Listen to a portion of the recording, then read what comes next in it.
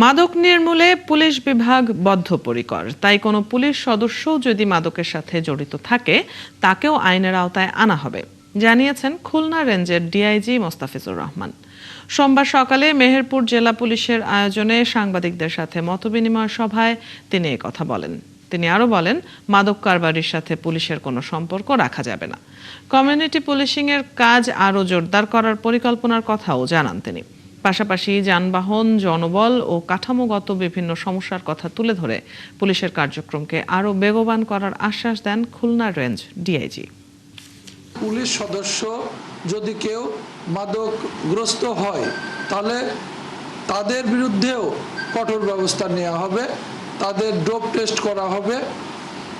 আর যেসব পুলিশ সদস্য মাদকের আশ্রয় প্রশ্রয় বা ক্যারিয়ার যদি হয় তাদের বিরুদ্ধে কঠোর আইনানুগ ব্যবস্থা আমরা গ্রহণ করব।